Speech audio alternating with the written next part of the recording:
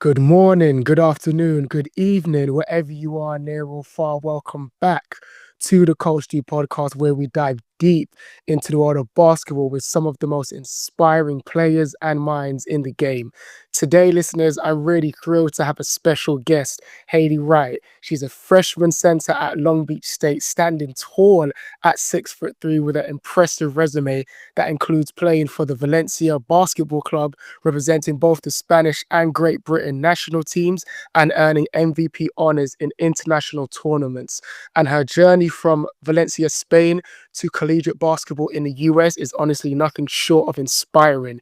We'll be talking about her training as a dominant center, her experiences on the international stage, and what drives her passion. So please, listeners, give a warm welcome. Hayley Wright, thank you so much for coming on the podcast. Thank you. That was a great intro. Absolutely. See, I need to ask because you spent so much time in Spain. ¿Tú hablas español, no? Sí. Ah, perfecto. Entonces, actually, no, let's not. Let's just speak in English for now. But for the Spanish listeners, we might do something. But just before we even get started, thank you so much for being on the pod. And two, just before we even get into your introduction of basketball and learning a bit more about your background, how is your physical and how is your mental right now? Yeah, quite good. Physically, I'm really lucky that I'm in a place where I have sort of really good physios and doctors and amazing treatment facilities here. Right. And I'm lucky so far, knock on wood, to never not have long-term injury, anything like that. And mentally, obviously, every day is a blind, but I love this sport, and so yeah, I'm really happy right now. Absolutely. And honestly, just as may health and just the development of your skills just continue to grow, man. And just with regards to getting a bit of a introduction, I mean, you have quite the resume. So can you kind of share where you was and who was the person who put a basketball in your hands for the first time? Yeah, it's a bit of a long story, but long story short, growing up in Australia, I've always had sport around me. I've always been very active. And although no basketballer should ever say this, I did play netball. I Okay. Okay. yeah. Yeah, yeah. But then, as a family in 2015, we moved to Singapore, and I don't know, I kept playing loads of sports. But my dad, once we got to Singapore, somewhat subtly convinced me and my brother to go to the basketball team. And since my that ball touched my hand, I absolutely loved it. I still played a lot of sports for a long time, but I knew since day one that basketball was the sport for me. Right. And can you kind of share your basketball journey? Because it must have been quite different, from Australia to even I know just how big and how huge basketball is in Spain, and even just their player pathway. You kind of look at GB were definitely taking the right steps, but you kind of getting a glimpse and a first-hand experience through just learning the basketball culture in different countries. How was it like with regards to starting to play for Valencia Basketball Club? Yeah, definitely playing overseas and playing in so many different countries and different clubs has been a great opportunity. Basketball in Spain is huge. Yeah, So yeah. I played for 4 years in Singapore, just sort of at my school club. And the second I realized that I wanted to take basketball further, I wanted to make a career out of it. I knew that the next step for me was going to Spain. So when I was 12, I actually sort of left my family behind in Singapore and moved to Spain for basketball. Wow. To play there. I spent 5 years in Spain at a professional club, and genuinely, that is not only just made me the person I am today, but the player I am today as well. It was a Right. playing against really high level teams, playing the Spanish championships, Yeah. everything. It definitely British basketball is growing a lot every day. Like, Yeah. Spanish basketball has quite a few years behind that as well. Mhm. Definitely, it was just great for my game. What was that pivotal moment for you that made you want to take basketball seriously? Because, like, even for me, when I started playing basketball, it was fun playing in the playground. But then there was that moment where I was like, no, like, I really love this sport. Let me see how far I can go with it. So for you, was it a play? Was it a coach telling you something? Or like what was that contributing factor for you?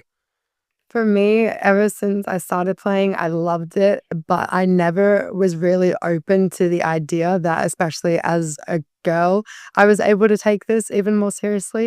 I Okay. hadn't opened to the professional world of basketball yet. But I had amazing coaches in Singapore, some of them ex-Olympians, everything. Wow. And then the main pivotal moment of me where I realized confidence-wise I could actually take this further was when I was invited to the junior MBA of Singapore.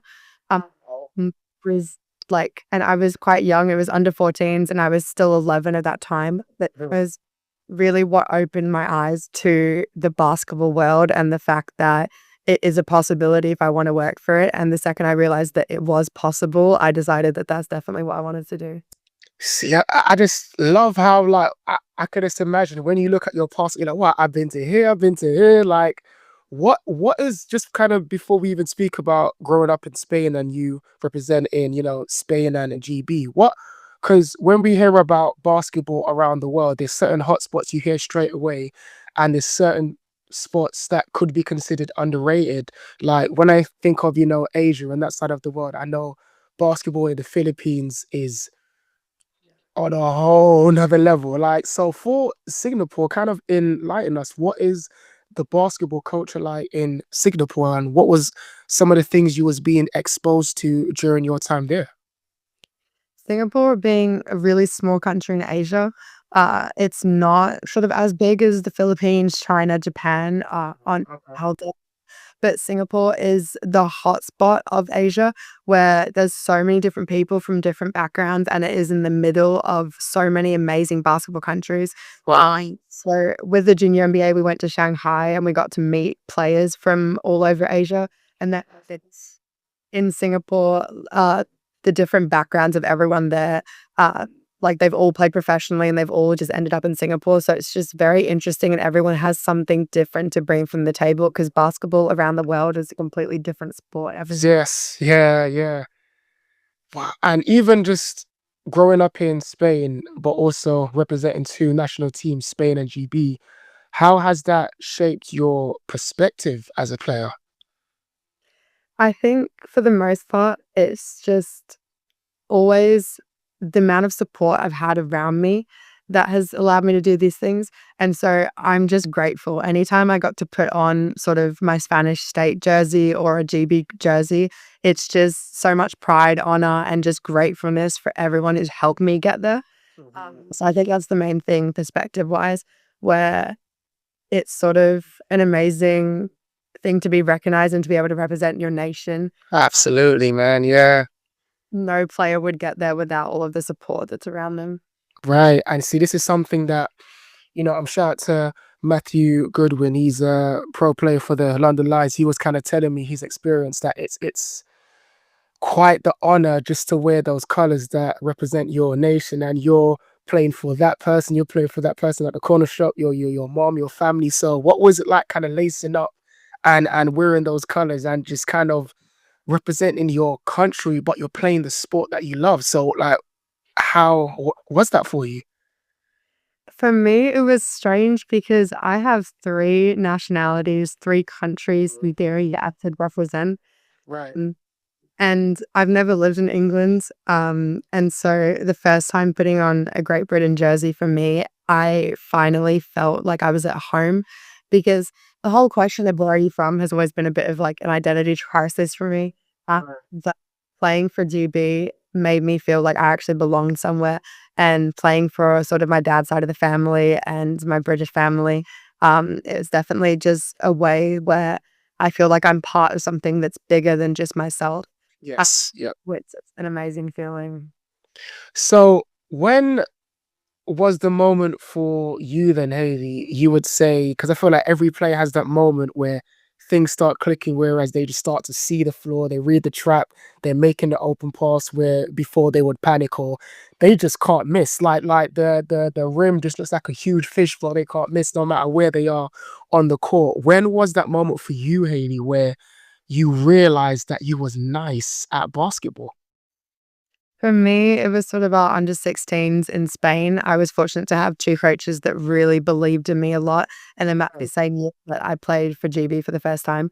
And, physically, the main shift was that's the year that I really started watching a lot of basketball, which I think is and I'm Okay. spoken about a lot, the importance of watching the sport.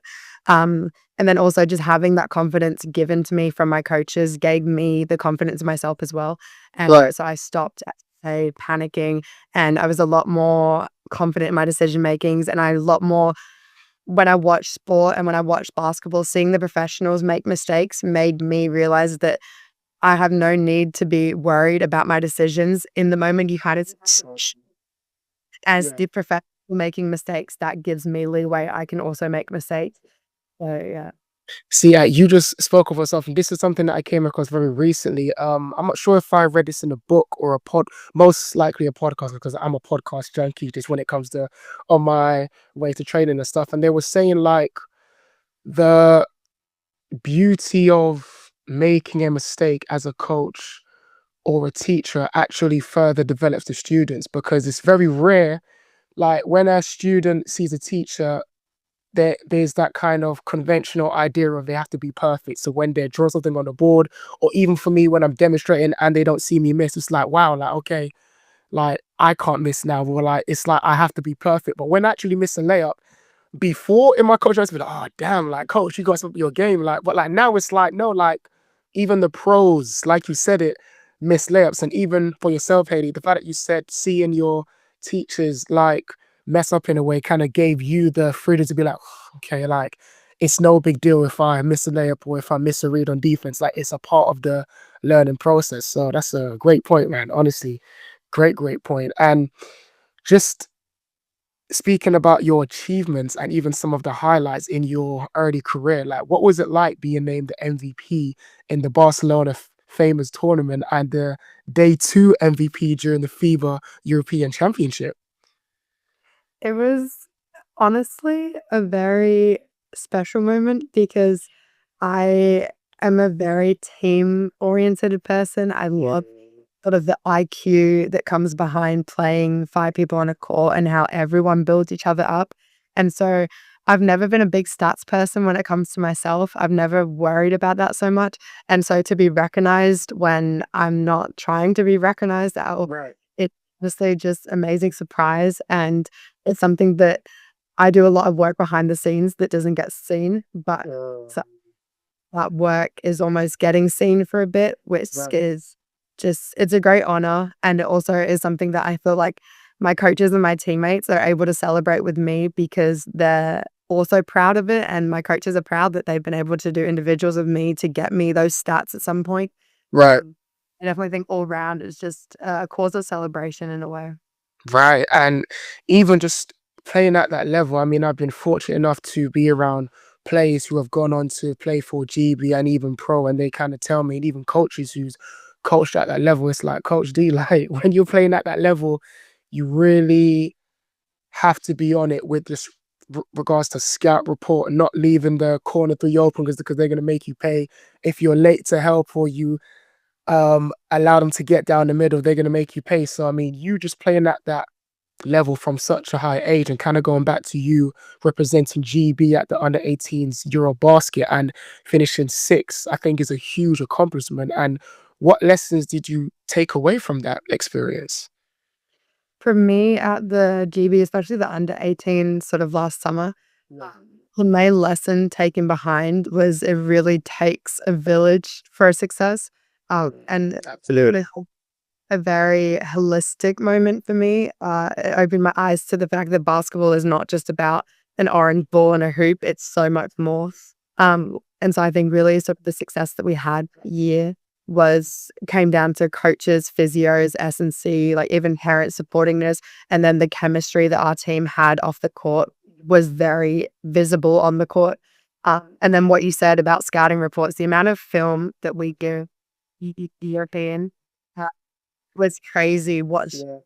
brings back to learn from your mistakes. I'm a strong believer of learning from mistakes and then also scout reports for the next games because with Krimesh as our head coach, we went into every game with a mindset of we can win every game. And so just making sure that we're doing whatever we can as preparation so that the 40 minutes on the court is taken care of. Right. And you even said something that I'm starting to realize even more, which is so important, which is just having that support system, especially when it comes from your friends and your family. Like having parents that really support you. I mean, like with my London elite team, I've got players who are keen to learn, keen to grow and get better, but I've got parents as well who either played basketball, or you have some parents who don't know much about basketball, but they're asking the kid, okay, so how does it work? And you're in the national league and you're in this position, like what are the best drills and all that? And could you kind of speak about, even for yourself, like how important having that parent support, how that has helped you grow and what that support meant to you, especially in your early years of development? Yeah, well, I mean, my parents are incredible. I'm probably a bit biased, but they've been so supportive from day one, and the whole no normal parent would let their 12-year-old move across the world, but they did that for me because they knew that that was the right thing for me, and they sacrificed that, especially even my brother who didn't really have a choice. Um, and my parents in general, like as you say, some parents understand basketball, some parents don't. My parents have always been on the sportier side. They understand it quite a bit. But they've been more of they let the coaches do the coaching and they'll do the parenting. Yes. But Yeah. I've always enjoyed. I've never felt any pressure from them, which has been great. And then they've been able to come to the European Championships these 2 years when I'm with Great Britain. And it's so nice to be on the court in a hard time or even in a celebration and be able to look up and have familiar faces. Right. Definitely like the person I am today and everything I've been able to do would not be the case without them. Man, shout out to the parents, man, for real. That's just a huge support system, which is just so key. So key. And just with regards to your playing style and position, and even for myself, this is something that I'm starting to study more, because again, me coaching this team, for me, I've always, in my early years of coaching Haley, I focused a lot on guard development skills or plays that will be a quick hitter for a guard, because when I used to play basketball, that was my thing, like shooting guard, catch and shoot off the dribble. So I'm already reading the game as a guard. And in some cases it was fun because the shooters on my team loved it because they knew they had an inbound play coming for them. But then during that early stage of my coaching career, I did neglect the bigs with regards to footwork and physicality, and even just making references like you need to be like this player or study this player. Whereas now I'm just soaking in so much information and just learning from, great athletes like yourself playing the big position. So when it comes to your playing style and position as a 6'3" center, how do you approach matchups in the paint, especially against taller or more physical players? Yeah, so definitely what you've been saying about me being able to play at a high level from young, that meant that I've almost never been the tallest or the biggest on the court, which seems as a surprise as a 6'3". But genuinely, there are so many stronger and taller girls than me. And so I think the one thing that sets away sort of really high level athletes, even if they are the same height, is footwork and skill. Um, like I'm a strong believer where if you have a 6'3", 6'4" defender on you, the only way to get past them is with footwork. Because speed, most big girls were around the same speed and height wise were around the same. So you really need that skill, and footwork comes down to the hours that you put in the gym on your own or with a coach. Because it's all just natural. Like it gets to the point where in a game you can't be thinking about your feet. It's faster company. For Right. more reps in, the more that just becomes your nature. And even you even just mentioned it there, just with regards to the skills and the hours you put in. Like, what skills do you think are most important for a effective center, and how do you work on developing those? So for me, for an effective center, it goes down to footwork, free throws, and then actually threes, which is something you wouldn't think. Especially, Loving the bullet point there. You had that lined up. I love that. yeah, Okay. I'm very passionate about this because I think footwork, obviously inside the paint, that's the way you can get over taller. And it's in the paint, it's always going to be physical. So footwork can help you with that physicality. Obviously, free throws, as a big girl in the paint, you're going to get fouled. And if you can knock down free throws, then that is a way to gain off of other teams fouling you. Sure. Um, and I think as a big girl, you're required to knock down free throws. It's in the name, they're free, and they can often in crunch time in a game be extremely important, the difference between a win and a loss. And then threes is something that not a lot of people talk about, especially when it comes to bigs. But I'm a firm believer that, especially at pro levels, watching, I find it almost upsetting when a big is getting guarded 3 meters off from the Yeah. because that's something that's genuinely getting in the gym and shooting and getting reps up. Anyone can knock down threes if you put enough effort into it. And I think having sort of a three style games where you're effective all across the floor, I think that's the main difference between great bigs that go on to be MVPs and professional players versus people that just sort of had size and physicality. Right. And like, just even on that, like, can you describe your training routine and how you prepare yourself to dominate in the post? Yeah, so as a training like routine, when I'm with an individuals, it's a lot of post move, a lot of footwork. The things in the last 2 years I've been working on a lot have been faced up moves because obviously as a Mm. simple to just use your weight, go back to the basket. But as you say, the higher level you get, the bigger players you have defending you. And so facing up and using different skills and being able to read that defense more and look at the entire floor is something I've been working on myself in the past few years. So a lot of my individual workouts look like loads of reps from both right and left sides because it's really important to be effective from both. So true. Very much. I have our practice players with a huge pad pounding me Yep, on yep. what side they're pounding me from and get through and make tough finishes, especially because in the game nowadays and playing overseas and playing in the States and in Europe, reffing's always going to look different. I can't rely on getting calls. So the important to make it whether there's a call or not. And so that really helps having my tall practice player beating me up inside is quite helpful. See, you're just getting me super, super locked in now because I just love this conversation. This is something that's so key. What you said with regards to how a referee referees one game to another game can be different. And I'm a big believer. And shout out to Coach Hugh, he put me on this quote. As a coach, focus on what you can control. As a player, focus on what you can control as well. You can't always control what the referee calls. You can't control. You missed the layout, fine, but now what can you do right now? Run back on defense. So where did that lesson come from? Where you had that mindset, okay, you know what, the ref is calling it this way, rather than me get frustrated and coach, what the heck, and just like give in to the anger. Like what was that learning lesson, and why did you mean that point? Because that was a great one. For me, I kind of learned it the hard way. Okay, okay.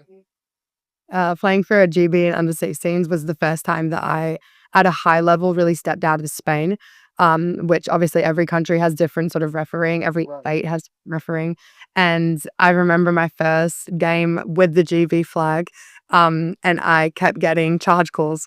And Mm. that point, it was my first game of the championship. And it was sort of either I had a choice between, okay, this is how they ref in Europe at a European Championships. I can either change how I play or I can keep getting foul calls, get fouled out, and not have the championship that I wanted to have. And so at that point, I was sort of put on the spot. I remember going into that locker room at halftime being like, okay, if this is how the refs are going to be, I need to adapt to how they're going to be. Um, and then I also think that's a huge mindset part of it. I'm studying psychology. I've always been really interested in sports psychology. And it's really important to be able to be resilient in those moments, especially when it's sort of you against you, and to be able to Oof. bring You against you, hitting with the quotables. I love it. Yes, yes. but a basketball game is a really long game. It's 40 minutes and you're not going to have 40 perfect minutes. And so being able to push past that, I think is really important. As a big, a lot is spoken about, yes, footwork, but physicality. And I mean, just as a big, like you said, you have to expect physicality. Don't think you're just going to get to the free throw line or the elbow easy. You're going to be met with a forearm. They might really try and push you out. They might front the post. They might double team.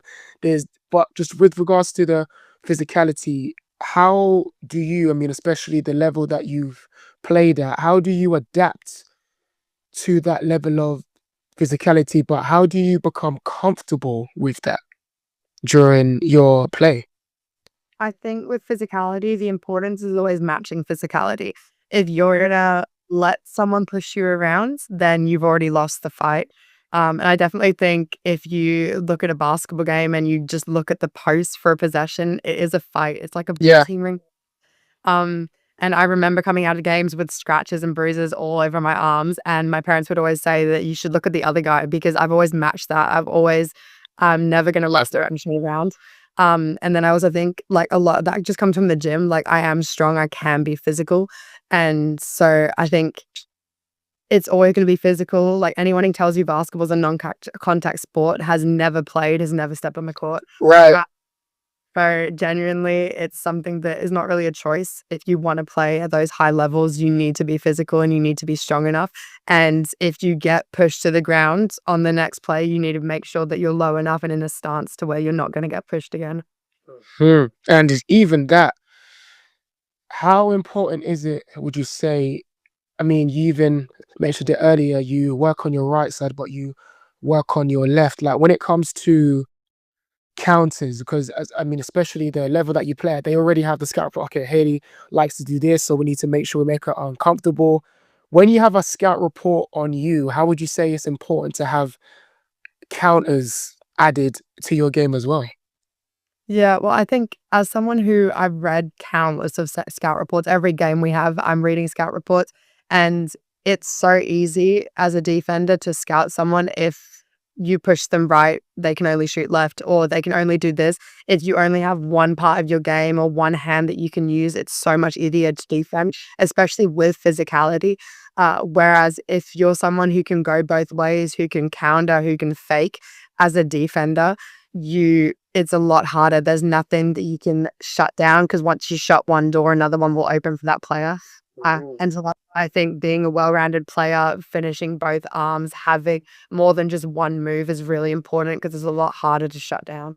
Right. That and that the biggest emphasis for me, I've been saying the past 2 weeks, is we need to be hard to guard. You know, anything that's too slow, easy to guard, anything that's harder, if you got a counter, now you become harder to guard, you know. And one thing, especially being the athlete that you are, Hayley, people might see you make that game winning shot or that block, or they'd be like, how does she even read that? Or how does she even see a teammate making that backdoor cut? Or how does she stay so composed in pressure game situations? Because it looks easy, they don't understand or always see the unseen grind, the hours of film, the hours of tape, the hours of recovery, stretching, game prep, pre-game warm-up, post-game. They don't see you like miss a layup in the locker room, you're fuming, you're like, I've practiced that. So kind of just speak about, especially for yourself, the unseen grind of a college athlete, and even at your level, you play at the international level as well. So what would you say is the unseen grind behind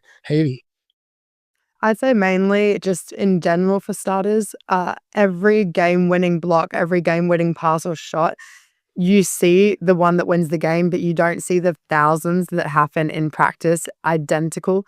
And there's no lucky game winning shot. Every single one has been practiced. Right. So I think for me, the main part is people see me on game days, they see me 2 days a week, but they don't see 7 days a week. Anyone can show up 2 days a week. It's really hard to show up 7 days a week. And that's definitely as a D1 athlete, there's no days off. Typically, you're taking a day off, but you're still in there getting recovery, or you're still going to your sports psychology meeting. You're still watching scout, watching the game. It's genuinely every day. And then behind closed doors, like in the locker room, there's so much that goes on that people don't see. And that will make sure that when the clock hits zero and there's a jump ball, we're all ready. But before that, like it's not always pretty. It's hard work. And anyone who only sees the social media side or only sees the game day side, it's not for everyone being a D1 athlete. Yeah, that's true. Me, it's a lot about self-discipline. Like having a coach that's on top of you isn't going to do much, I believe, if you're not on top of yourself first. Well said. No one can force you to have enough will and to have the want to do it every day. But if you actually have that inside, then I think the grind is easy when you enjoy the hard work. That's a quotable again. So that's number two now. Okay, I love it.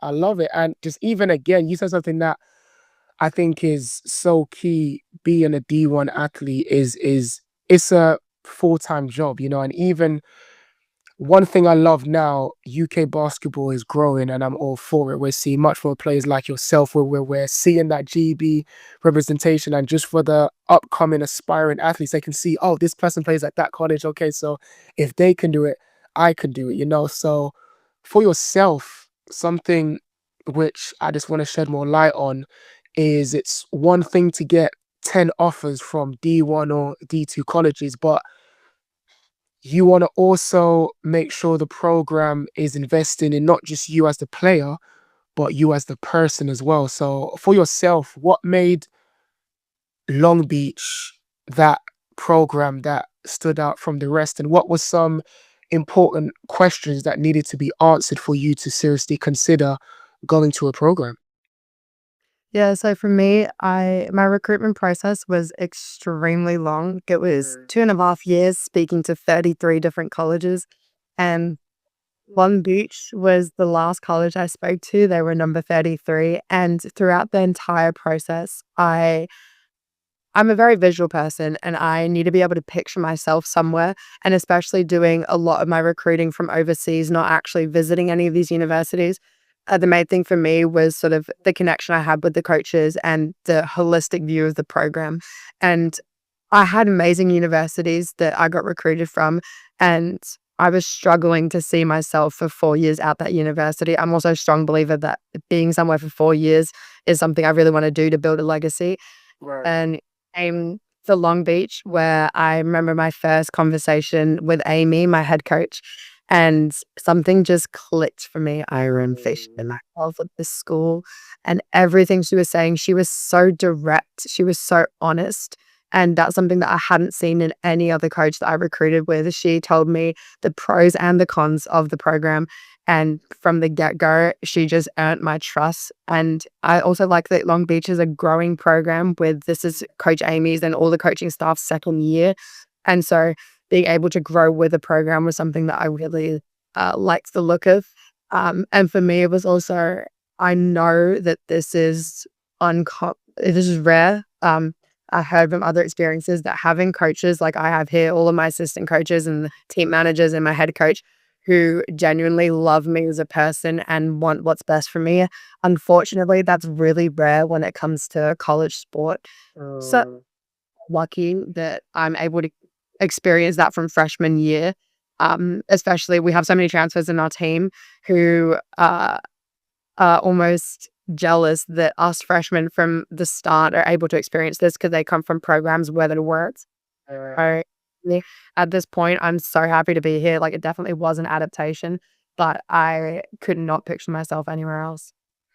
And just even for players who are making that step, who, you know, they've worked hard and they have the opportunity to play overseas and, you know, play at a D1 or D2 school, what would you say from your perspective, Hayley, is like the top three tips that each player should seriously consider before making that investment?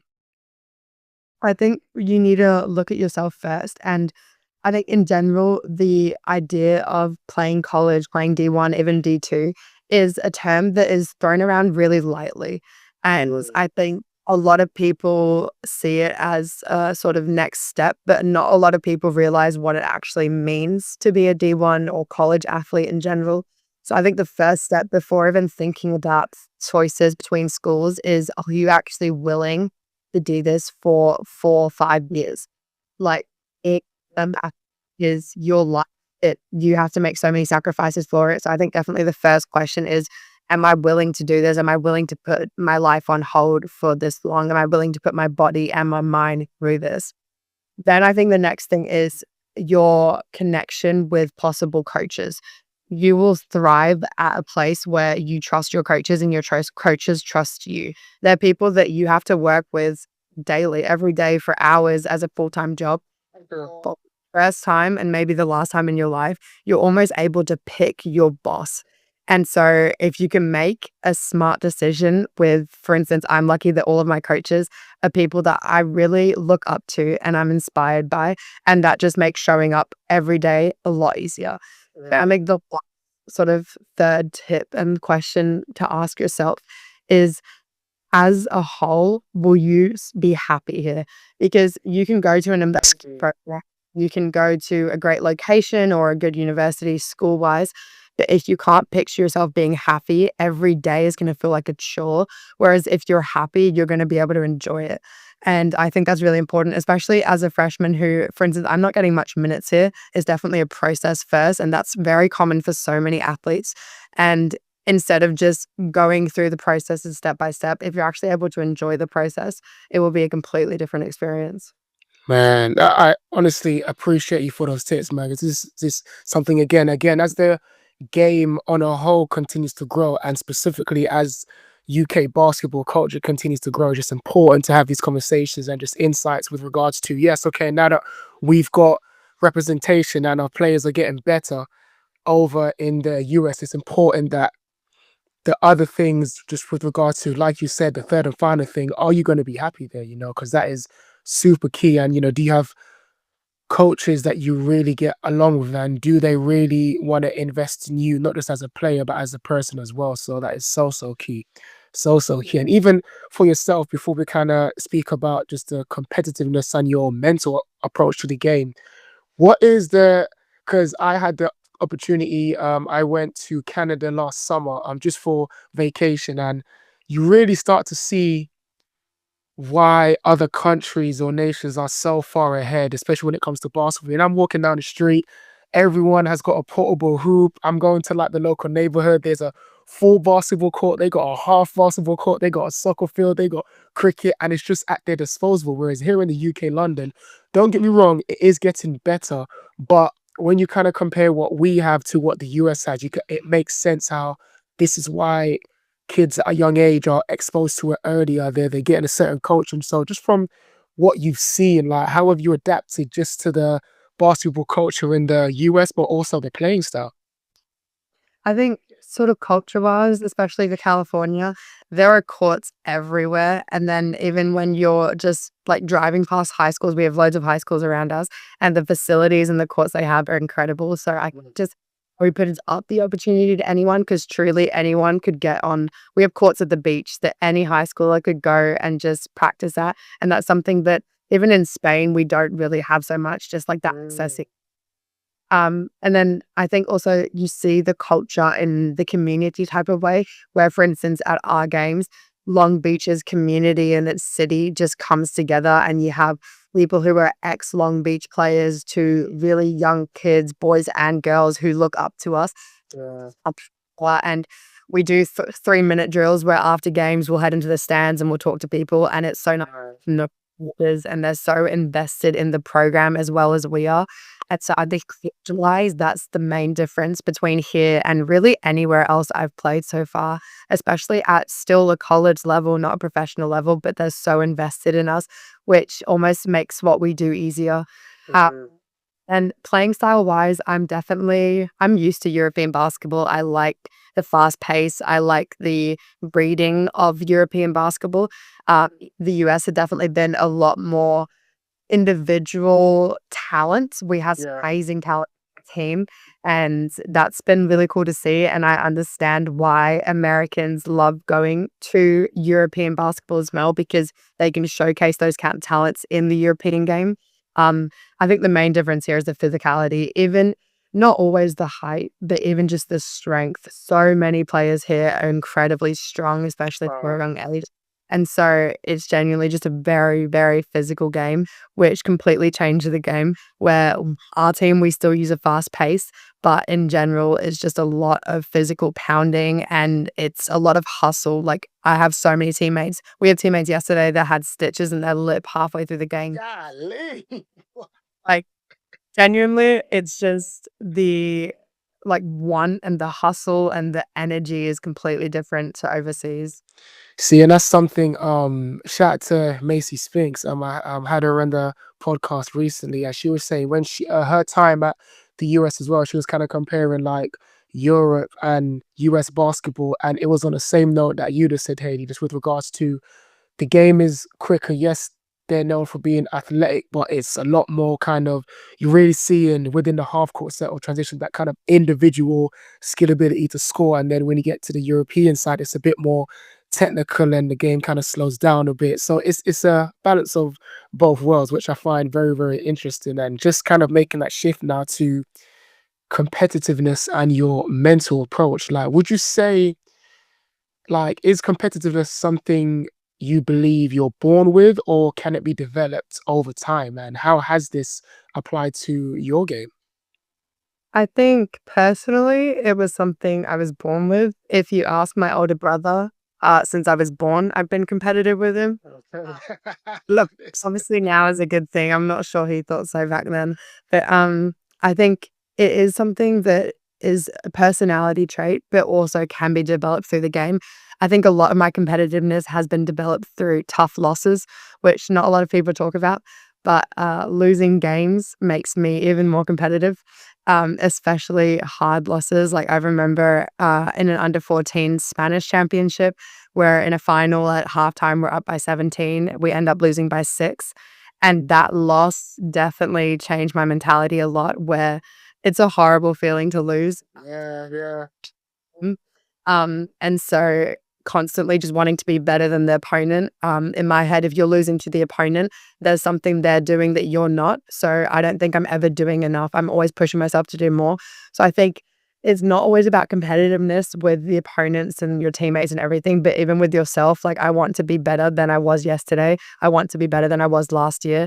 And so that side, my competitiveness doesn't slow down, whether it's basketball or my academics or board game night, everything. Yeah. It's funny because when you said you were super competitive with your brother, I can just see you guys like you're on the way to a bus stop and you give each other a look like, and you'll just start sprinting trying to get there first or something. Like, I love that. I Yeah. love that. And just We with regards, sorry, go. my brother's definitely been sort of he's older, but he's always been a big friendly giant in a way, and I've always been very rough, and so just way today was preparation for basketball. Absolutely. Absolutely. And how do you stay mentally prepared and confident in high pressure games such as international tournaments or even college matchups? Yeah, I think that's definitely hard, and it's a part of sport that now is getting spoken about a bit more, but there's still a long way to go with that, where it can be really hard. And a lot of people, I'm a strong believer that you can put in the hours you want in the gym, you can get all the reps you want to do, you can do all of that, but if you're not strong enough mentally, that's not going to do much, especially in a grind, hard pressure situation where basketball is a high pressure situation. 9 point Yeah, in 30 seconds can be done. It's the right. game's over. And that can be a lot of pressure, especially on young minds and on big tournaments. So I think for me, the main thing is having trust in those around me. It's a team sport. And I'm a big team player. So having trust in the 4 people that are on the court with me and then in my coach, that between all of us we'll get it done. Like you'll never win a game based on one person. And then I also think at some point it's just a natural instinct. It becomes a reflex, especially when I've been fortunate enough that I've been in loads of high pressure situations at a young age, to where now I'm used to the pressure. I know how to deal with it. Mm, The decision that could win or lose a game is just natural at this point. You don't, in that moment, you can't think about whether it's going to go well or not. You just have to do, you kind of have to go fight or flight, and you have to fight if you want that win. And so that's genuinely just something that I think you get used to. And I think at a young age, it can be hard to deal with the pressure, especially outside external pressures. But I think the best sportsmanship players are those who have a lot of internal pressure. Which was mm. Dave, we're living with this pressure, and so we're used to it at this point. And even for yourself, I'm super intrigued now because you are studying psychology. How has that taught you about yourself just as a person, but how have you been able to use some of those lessons you learned in psychology to help you as a player also? Yeah, so for me, I mean, I've been studying psychology. I did GCSEs, A-level psychology, and then now psychology is my major, and I want to go on to do a master in sports psychology, so, which I'm hoping will one day help me as a coach, which is what I want to do. Um, and so for me, psychology is just a very holistic view of a person and of a person's mind and how that affects it. So the way that I use that in sport is mainly how every action, every thought I have affects how I'm going to perform. And so at some point, you need to take control of those thoughts and of the actions. And that's the only way that you're going to be able to perform better every day. And it's also psychology is a huge part of communications with teammates and just in general of the social aspect of psychology. It is really important with a team when you're having to have tough conversations or in heated moments, they may be said, where at some point it's just maturity levels where you need to get used to that. And that is just how it is. And the amount of love I have for all of my teammates means that we can move past that because we all want the same thing in the end, which is winning. Right. Everyone psychological mindset is that goal of winning, then together we'll all just make it happen.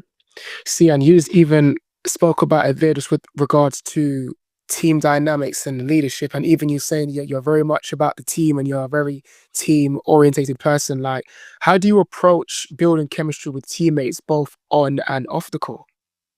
Yeah, so for me, my roles have definitely changed since moving to college. But in the past, in both the national team and the Spanish team, I've been really fortunate where my role has always been quite leadership based, and I've always played like quite a big part in each team's. And so for me, it was really important to have a good dynamic off the court with teammates, so that on the court you're more able to have that chemistry. And then I also think that the people I have great dynamics with off the court, on the court and in the gym, we push each other even harder because we have that trust. And so, with the closest people I have off the court, we're the ones on the court screaming at each other for things that we need from the other person because we have that dynamic. It is always taken as we know that we both want to win. We know that we're achieving the same goal. And then moving to the States and being a freshman in college, being the youngest on the team by far, my role has definitely shifted where now I'm learning so much from my teammates and I'm under their leadership. And so that's definitely been different, having a different side of role to that. But at the same time, it's always team dynamics. Like we try hard to get along off the court, which is never going to be easy, but it's so important because we all want the same thing. We all have the same goals, and we all know in the end of the day that anything that happens off the court is off the court, and then on the court, we're forever a team. And then especially like in away games, even home games, we're the only people there for each other. We're the only what actually happens behind the scenes. We're the only people that are there every single day. And so we have to have each other's backs because no one else is going to have our backs for us. Sure. So I think it's really important. See, and that's something like you said, it's so key. And even for me as a coach, I always like to remain a student of the game. I really understand. Even for me, like what I loved about, I mean, just even what I love about basketball is the friends that I've met, the people who are like lifelong friends that I call family now. And that's we started our relationship on the court, but then we started to hang out, watch movies. Oh, you watch that as well?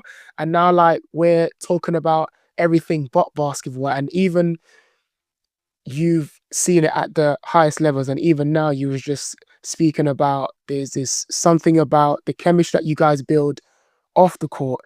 It does volumes and it does wonders on the court because you really know how to speak to that person, or you just even know, like, I know this player, if they make a layup to other people, the fact that they're not showing that they're frustrated, they might see it as, oh, that person doesn't care. But you know that person, no, I know that person's human, but they're not very expressive. So even knowing those little details, it just converts into points, rebounds, steals. So I love that.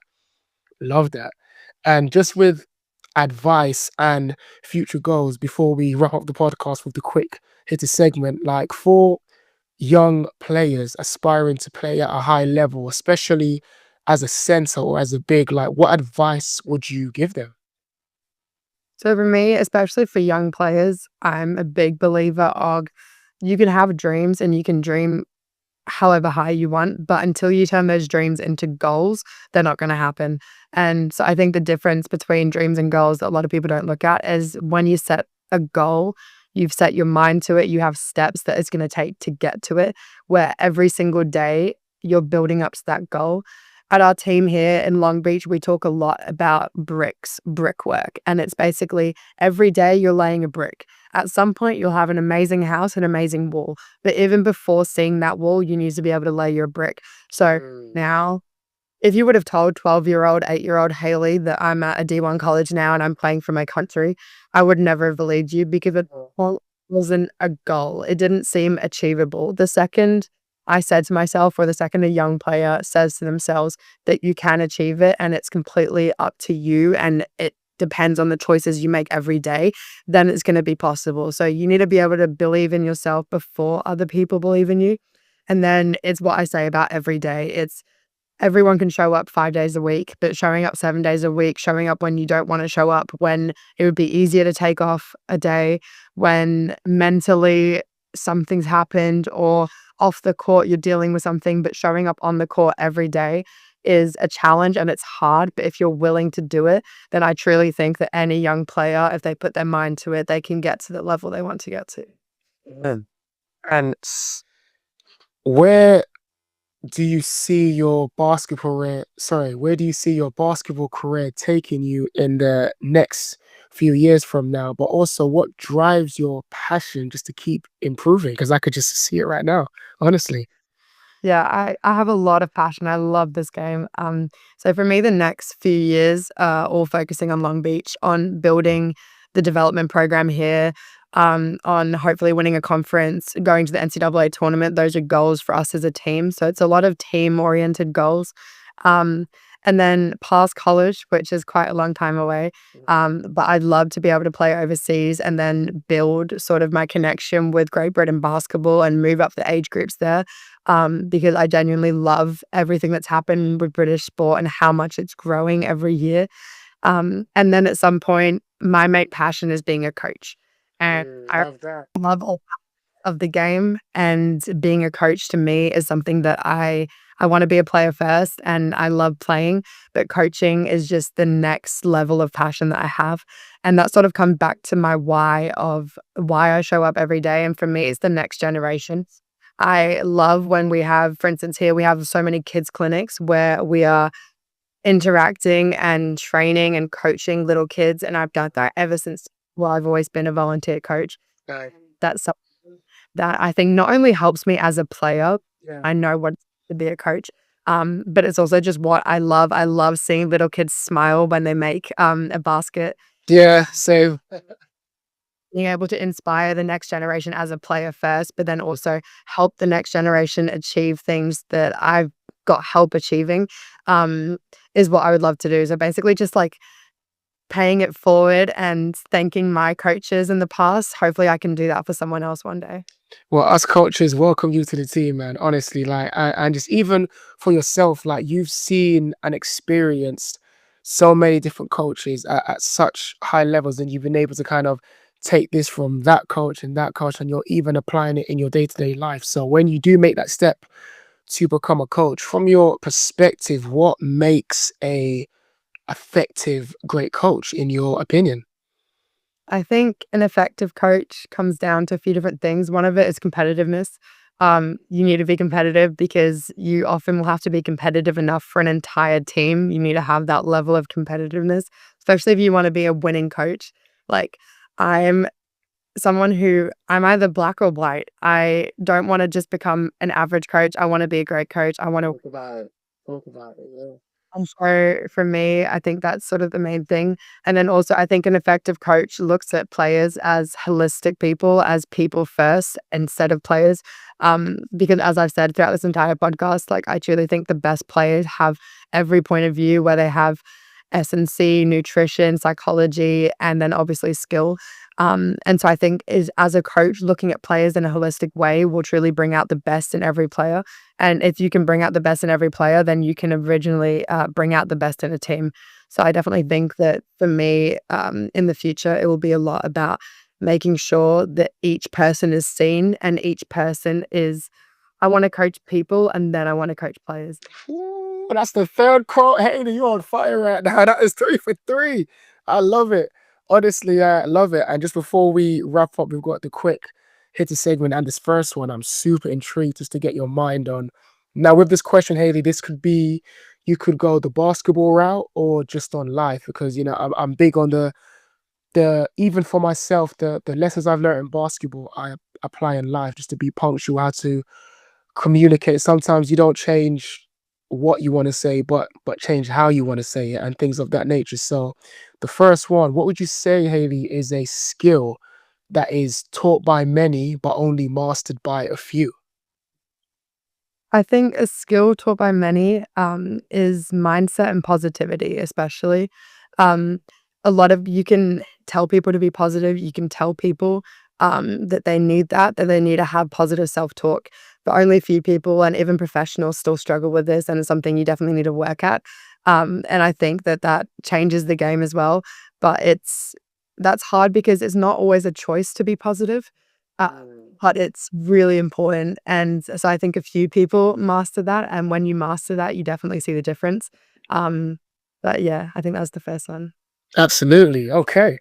Okay. The next one, best piece of advice you've ever received. The best piece of advice I've ever received is probably the, like, importance of selflessness, and that selflessness can often go unseen, but it will never go unnoticed. And so for me, the you can take a lot, and you can take from a program, and you can take from your coaches. But until you start giving as well, you'll never truly reach your full potential. And so I think being selfless, especially in a team sport, is really important, because at the end of the day, it's about team successes, not just personal successes. And I think the fact that it goes unseen but not unnoticed is extremely true, because it will always pay off in the end, even if it doesn't feel like it in the present. And so it can be something that's hard to do, because us humans, we love immediate gratification, Yeah. but long term, it's definitely worth it. Next one. This is one where you have to fill in the blanks. So with the sentence, it says, "If it wasn't for basketball, I wouldn't have learned filling the blank about myself." If it wasn't for basketball, I wouldn't have learnt the strength of myself. Um, I Basketball taught me not only physically, but just the mental strength I have, and the resilience that I have, and the independence that that strength gives me. And without basketball, I wouldn't have had that confidence with myself. I would have never sort of found that I can be independent, and I can do so many things that, again, if you would have told 8-year-old, 10-year-old Haley she would do or could do, she would with you. So it's definitely basketball that gave me sort of that courage and confidence to be a risk taker and to have that strength. Love that, man. And just a final one, Haley. I'm gonna set the scene for you now. So there's a young girl. She's got a backpack on, and she's on her way to her nearest Waterstones or bookstore. She goes up to the librarian. Hey, do you know where I can find the latest book from Hayley Wright? Sure. You go up the stairs on the left. You go to the sports section. If you go to the bestseller sports section, it's there. Can't miss it. So she's the perfect. So she's going up the stairs now, and she finds the sports section and she sees your book, Hayley. Hayley Wright is right there. She's about to reach it. She grabs it from the top shelf, looks at it. What would the title of your autobiography be, Hayley? I think the title would be Love for the Game, because I really think that my passion and my heart belongs to basketball, and that's what has helped me get this far, and that's what hopefully will help me get further, because I have so much further to go. I haven't done anything yet in my mind. And so I think the title would be The Love for the Game, because that's something that you can't teach. You can't make someone love the game. No coach can do that. True. When it's within you, that is such a special thing to have, because basketball will be there for you in so many situations when other people won't, or when you need it. And I love it because basketball's always been my safe space. And I hope that that little girl getting my book has that love for the game, and is able to see the love that I have for the game as well. Love that, man. And honestly, like again, I have to say I appreciate your time being on this podcast. I mean, it's been nothing but gems and really just understanding your perspective on the game, how it's grown you as a player and a person, and even just the position that you play at. I think it was gonna help not just girls but boys as well, and just just players in general, who just want to aspire to be the player that you are. And just with regards to players who are listening right now that just want to follow your journey, they want to watch you play as well and trying to find out the times you guys play. Just with regards to the socials, where can they find you? Yeah, they can find me at Hayley Wright on Instagram. And then all of our games are on ESPN. And then obviously in the summer when we're with the Great Britain team, it's all fever based. And genuinely, like we always appreciate the support. GB Basketball on Instagram posts a lot. I know that the women's have a game coming up that's really important against Estonia. And so I think like especially for young players, being able to watch those games, reach out on socials, see how much British basketball is growing, I think is amazing because then those young players who play at London, play in Manchester, they feel like they're a part of something really big. Right. Absolutely. And listeners, honestly, appreciate your ears. Hayley Wright, I honestly appreciate your time. This is myself, Coach D, and Hayley Wright signing out. Thank you.